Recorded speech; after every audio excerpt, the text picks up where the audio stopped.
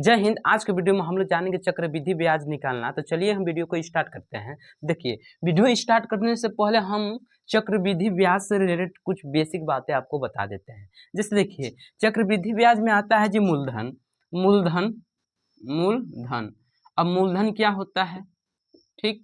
उसके बाद आता है, मूलधन के बाद आता है दर, फिर आता है समय, फिर इसमें आ जाता है मिश्र धन, मिश्र धन और चक्रवृद्धि ब्याज, चक्रवृद्धि ब्याज, ठीक।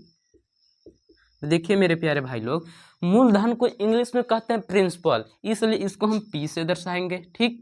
और दर को इंग्लिश में कहते हैं रेट, इसलिए इसको हम आर से दर्शा देंगे, ठीक।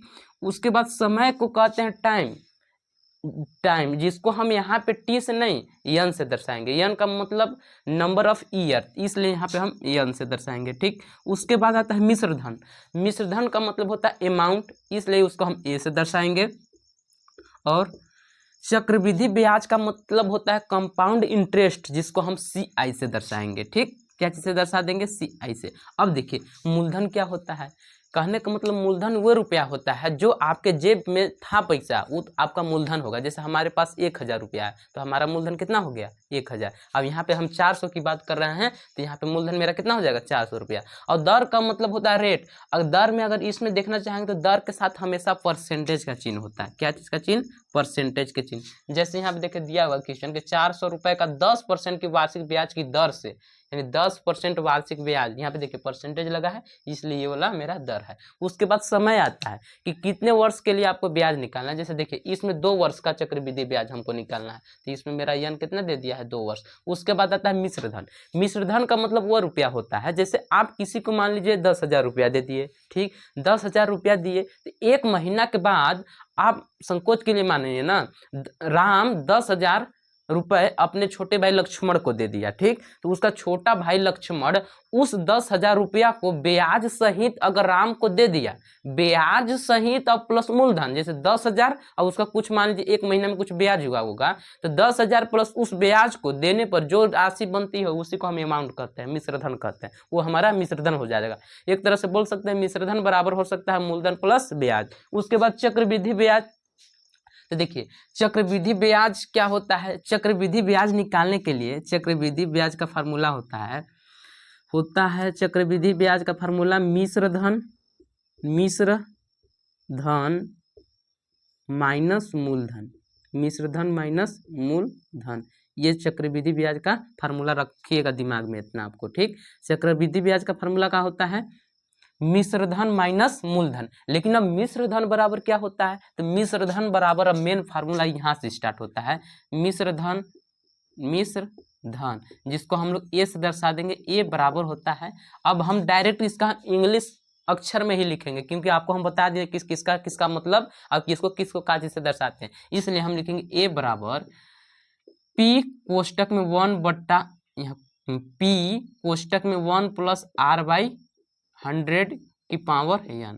यानी समझिए मिश्र धन बराबर क्या होता है? मूलधन गुने कोष्टक में 1 प्लस दर बटा 100 की घाते समय, यानी n, ठीक। ये फार्मूला होता है मिश्र धन का। बस आपको 2 फार्मूला दिमाग में रखना है। इतना पे हम आपको सवाल बताना स्टार्ट करते हैं। अब देखिए इसमें हमको हल करना है। अगर हम बात करते हैं मूलधन की, तो मूलधन को पी से दर्शाते हैं। पी का मान हमारा कितना इसमें दिया हुआ है? 400 रुपए, ठीक। उसके बाद आर कितना दिया हुआ है मेरा? 10%। उसके बाद समय कितना दिया हुआ है? एन का मान 2 वर्ष। और इसमें कुछ दिया है नहीं ना, हमको सी आई ज्ञात करना है। सी आई का मतलब चक्रवृद्धि ब्याज यानी कंपाउंड इंटरेस्ट हमको ज्ञात करना है। तो कंपाउंड इंटरेस्ट निकालने के लिए हमको तो मिश्रधन निकालना पड़ेगा। देखिए मिश्रधन निकालना पड़ेगा, तो मिश्रधन, चलिए मेरे प्यारे भाई लोग हम मिश्रधन कैसे निकालते हैं। लेकिन अभी हम आपको बताए थे यहाँ पे कि मिश्रधन बराबर होता है मूलधन प्लस ब्याज। लेकिन जो ये हमारा मिश्रधन यहाँ पे निकल रहा है चक्रवृद्धि मिश्रधन है, इसलिए यहाँ पे हम नहीं लिख रहे हैं। मिश्रधन को समझिएगा, मतलब चक्रवृद्धि मिश्रधन यहाँ पे निकल रहा है। अब देखिए क्या करना है। जैसे देखिए हम लोग फार्मूला जानते हैं, सूत्र। पहले हम चक्रवृद्धि ब्याज निकालने के लिए ए का मान निकालेंगे। ए का मान मतलब मिश्रधन, तो ए बराबर क्या होता है फार्मूला? पी कोष्टक में r बटे में 100 की घाते n। अब देखिए p मेरा कितना दिया हुआ है 400, कोष्टक में 1 प्लस r का मान 10 और बट्टा में 100 और घात कितना 2। अब देखिए क्या करना है, 400 अपने जगह पे, इसको 0 से 0 काट दिए तो 1/10 बचा। तो देखिए 1/10 बचा है यहाँ पे, तो यहाँ पे 10 का यहाँ गुना कराइए, 10 से कम 10, 10 और 1 11, तो यहाँ पे लिख सकते हैं 11/10 का स्क्वायर, ऐसे तो लिख सकते हैं ना। अब देखिए क्या करना है, 400 अपने जगह पे गुने 11/10 का स्क्वायर का मतलब कि 11/10 को आप कई बार गुना करा सकते हैं, 2 बार। जैसे यहाँ पे लिख सकते हैं 11/10 गुने 11/10, इतना तो आपको आ रहा होगा समझ में। अब देखिए 1 0 यहाँ है, यहाँ 1 0 से काट दिए, 1 0 यहाँ है, 1 0 यहाँ से काट दिए, तो यहाँ पे कितना बच गया 4 गुने 11 गुने 11, यानी 11 के गुना करिएगा तो 4 गुने 121 हो जाएगा। 121 में 4 से गुना कीजिएगा, यहाँ पे नहीं होगा तो यहाँ पे हम गुना कर देते हैं 4, अरे यार 121 होगा जी, यहाँ पे हम गलती कर दी। 121 में 4 से गुना कीजिएगा तो 4 एकम 4 और 4 दूना 8 और 4 एकम 4, यानी ए का मान कितना निकल गया 484 रुपया। मिश्रधन मेरा कितना निकल गया 484 रुपया। अब हम क्या निकालेंगे मेरे प्यारे भाई लोग, चक्रवृद्धि ब्याज। तो चलिए चक्रवृद्धि ब्याज यानी CI निकालने के लिए हम क्या करते हैं, मिश्रधन यानी A माइनस पी, ए का मतलब अमाउंट यानी मिश्रधन और पी का मतलब प्रिंसिपल, जिसको कहते हैं हम लोग मूलधन। तो देखिए ए का मान कितना निकल गया है मेरा, ये वाला ए बराबर निकला है, ए का मान कितना 484, यहाँ पे हम लिख देंगे 484 माइनस पी का मान 400।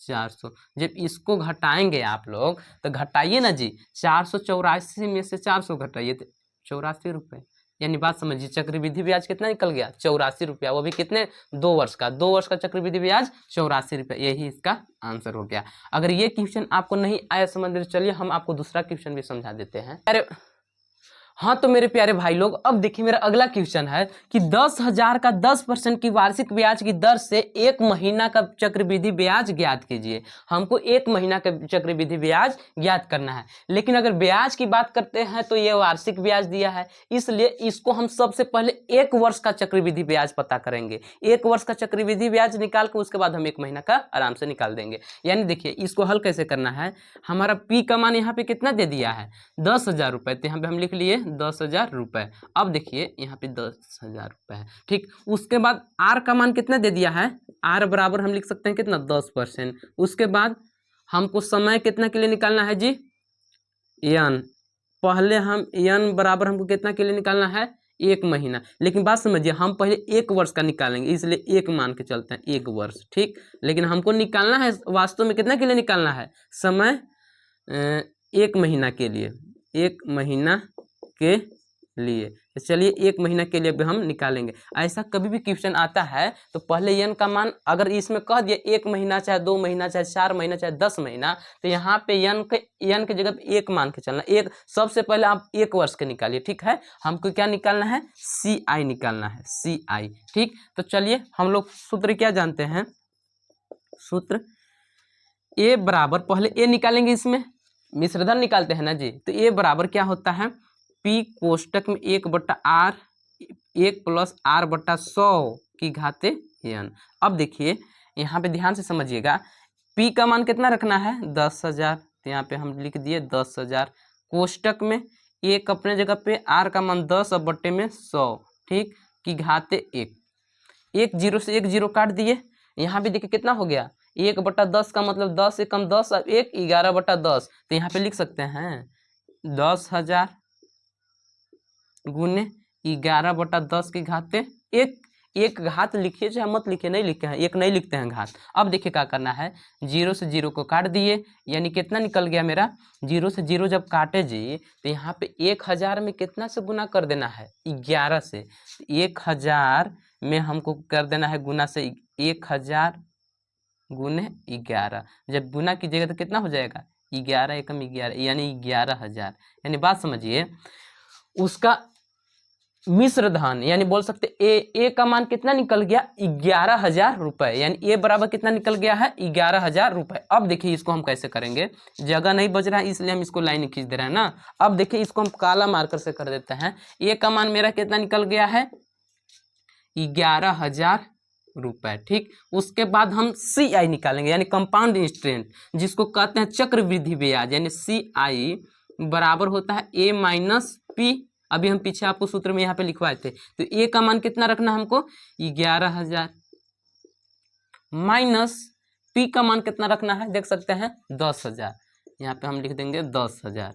ठीक, अब देखिए 11,000 में से 10,000 घटाएंगे तो कितना बच जाएगा जी 1,000, यानी बात समझिए 1 साल का चक्रवृद्धि ब्याज कितना निकल गया 1,000 रुपये। लेकिन ये देखिए 1 वर्ष का निकला है, तो हमको कितना के लिए निकालना है 1 महीना के लिए। तो यहाँ पे हम लिख सकते हैं ना इसे कि 1 वर्ष का CI का मतलब चक्रवृद्धि ब्याज कितना 1,000 रुपये।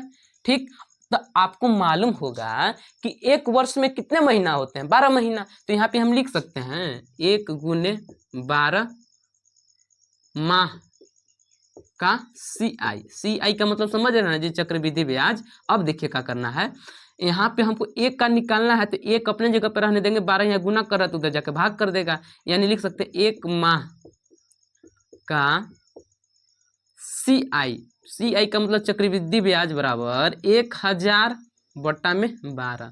अब 1,000 में 12 से भाग करना है, तो चलिए यहीं पे हम कर देते हैं, यानी 12 भागे 1,000, 12 का पढ़ना ऐसा पड़ेगा 100 से आगे ना जाए, तो 12 अट्ठे 96, घटा देंगे 4 बच जाएगा, फिर उतार देंगे 0, 12 तियाँ 36, हाँ जी 12 तियाँ 36 हो जाएगा, घटा दिए 4, फिर उतार देंगे 0, 12 तियाँ 36, यानी 83 रुपया 3 पैसा आ गया ना। यहाँ देखिए 83 रुपया 30 पैसा बोल सकते हैं या 3 पैसा ये बोल सकते हैं, 83 रुपया 3 पैसा। ठीक, ये कितना का ब्याज निकल गया 1 महीना का, यही इसका आंसर हो जाएगा। यानी बात समझिए 10,000 का 10% की वार्षिक ब्याज की दर से 1 महीना का चक्रवृद्धि ब्याज कितना होगा 83 रुपया 3 पैसा। अगर वीडियो अच्छा लगा होगा तो वीडियो को लाइक कीजिएगा और चैनल को सब्सक्राइब कर लीजिएगा।